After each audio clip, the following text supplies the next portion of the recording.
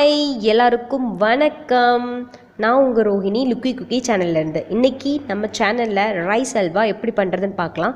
இது ஒரு north Indian dish. North இண்டியனில் ஃபிர்னின்னு சொல்லுவாங்க. அதுக்கு தேவையான பொருள் பார்த்திங்கன்னா பால், அதாவது ரா மில்க், 1/2 லிட்டர் மில்க் எடுத்து வச்சுருக்கேன். அதுக்கப்புறம் தேவையான அளவு சுகர். உங்களுக்கு ஸ்வீட்டுக்கு தகுந்த மாதிரி நீங்கள் தேவையான அளவுக்கு சுகர் போட்டுக்கலாம். 1/2 லிட்டர் மில்க்குக்கு 100 grams ஆஃப் சுகர் போட்டிங்கன்னா கரெக்டாக இருக்கும். அதுக்கப்புறம் ஊற வச்ச அரிசி வந்து நார்மல் ரைஸாக இருக்கலாம், இல்லது பாஸ்மதி ரைஸ். 50 grams ஆஃப் ரைஸை ஊற வச்சுருக்கேன்.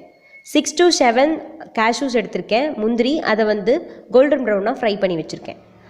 அதுக்கப்புறம் ஏலக்காய் வந்து 3-4 ஏலக்காய் வந்து இடித்து வச்சுருக்கேன்.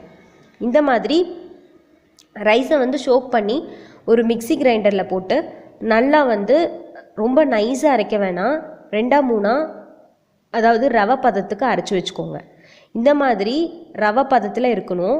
பாருங்கள் எப்படி இருக்குன்னு. இந்த மாதிரி அரைச்சி வச்சுக்கோங்க. அப்போ தான் ரைஸ் சீக்கிரமாக வேகும், உங்களுக்கு சாப்பிடும் போது நல்லா டேஸ்டியாகவும் இருக்கும். அதுக்கப்புறம் ஒரு கடாயில் 1/2 லிட்டர் ஆஃப் மில்க் ஊற்றி அதில் நல்லா சுண்டை வந்து காய்ச்சிக்கோங்க. ரொம்ப திக்காக காய்ச்ச வேண்டாம், ரொம்ப வந்து தண்ணியாட்டவும் இருக்க வேண்டாம். ஓரளவுக்கு நல்லா கெட்டியாகிற மாதிரி காய்ச்சிக்கோங்க. அந்த பால் வந்து நல்லா சைடில் வந்து இந்த மாதிரி ஆடை வர மாதிரி நல்லா காய்ச்சிக்கோங்க. பொங்காமல் இருக்கும் அந்த டைமில். அப்போ வந்து நீங்கள் வந்து அரிசியை வந்து அந்த அரைச்சி வச்ச அரிசியை நீங்கள் அதில் ஆட் பண்ணி நல்லா கலரி விட்டுக்கோங்க. ரைஸ் வேகும்போது உங்களுக்கு நல்லா அடிப்பிடிக்கும், இந்த மாதிரி பொங்கி வரும். நீங்கள் அந்த டைமில் பார்த்து கலரி விடணும். கலரி விட்டுட்டே இருங்க, அப்போ தான் அடிப்பிடிக்காமல் இருக்கும்.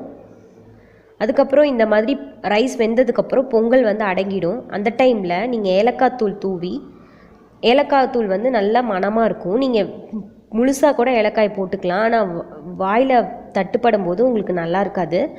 அதனால் ஏலக்காவை க்ரஷ் பண்ணி வச்சுக்கோங்க.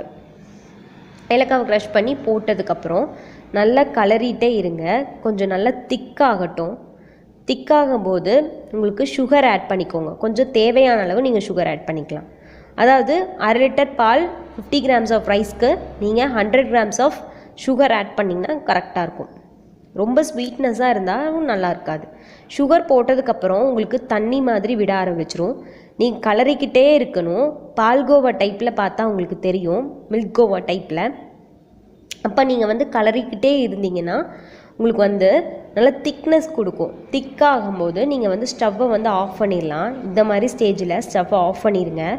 ஆற உங்களுக்கு வந்து கொஞ்சம் திக்காயிடுச்சுன்னா டேஸ்டியான ஃப்ளஃபியான உங்களுக்கு ஒரு நல்ல வந்து milk halwa, rice halwa ready ஆகிடும். சூப்பராக இருக்கும். நீங்கள் டேஸ்ட் பண்ணி பாருங்கள், ஒரு வாட்டி செஞ்சு பாருங்கள். நம்ம சேனலை ரெகுலராக பார்த்துட்டு வாங்க. உங்களுக்கு beauty tips and cooking recipes நான் வந்து பண்ணி காமிக்க போகிறேன். ப்ளீஸ் நம்ம சேனலை சப்ஸ்கிரைப் பண்ணுங்கள். பக்கத்தில் இருக்க பெல் பட்டனை மறக்காமல் ப்ரெஷ் பண்ணுங்கள். கமெண்ட் பண்ணுங்கள். உங்கள் ஃப்ரெண்ட்ஸ்க்கெல்லாம் இந்த ரெசிபியை ஷேர் பண்ணுங்கள். தேங்க்யூ, பாய். அடுத்த வீடியோவில் பார்க்கலாம்.